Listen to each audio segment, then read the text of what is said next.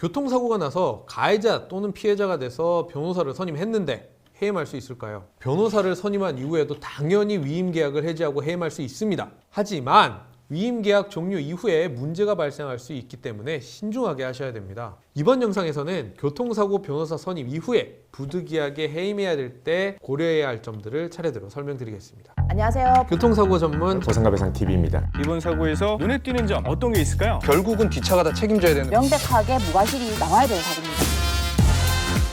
안녕하세요. 손해배상 보험 전문 전경근 변호사입니다. 교통사고 가해자 또는 피해자가 변호사를 선임한다는 것은 자신을 대신해서 사건을 처리하도록 권한을 주고 업무를 위임하는 계약을 맺는 것을 말합니다. 기본적으로 위임계약은 각 당사자가 언제든지 자유롭게 해지할 수 있습니다. 따라서 계약의 당사자로서 변호사를 해임하면서 주었던 권한을 회수하고 위임계약을 해지하는 것도 가능합니다. 그런데 위임계약은 해지되어서 끝났다고 하더라도 다른 문제가 남아 있습니다. 바로 변호사 보수와 비용의 정산 문제입니다. 가해자나 피해자가 변호사를 선임하고 착수 보수와 성과 보수를 정해서 위임 계약을 맺은 이후에 변호사는 위임 서무를 처리하기 위해서 교통사고 관련된 자료를 수집하고 내용을 분석해서 민사소송이나 형사소송을 준비해서 진행하게 되는데요. 그런데 변호사 보수나 사건 처리 비용은 위임 계약에서 정하기 나름이고요. 착수 보수가 작거나 없을 수도 있고 여기에 반비례해서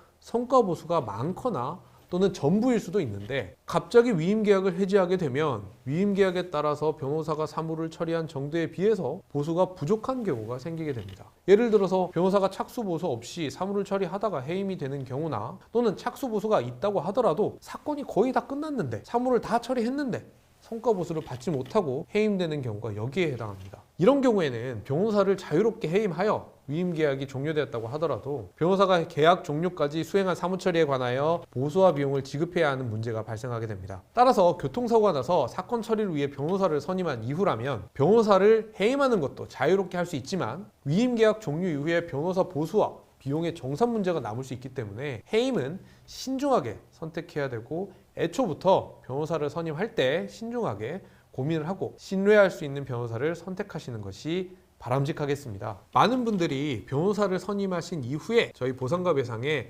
다시 선임할 수 없느냐 문의를 많이 주시는데요. 이렇게 변호사를 선임하고 그 이후에 해임까지에는 문제가 있을 수 있기 때문에 언제든지 위와 같은 문제가 있으시다면 저희 보상가 배상에 함께 문의 주시면 좋겠습니다. 오늘 내용을 보시고 궁금한 점이 있으시다면 저희 보상가 배상에 언제든지 문의 남겨주시면 좋겠습니다. 이번 영상은 여기까지입니다. 다음 영상에서 유익한 정보로 다시 찾아뵙겠습니다.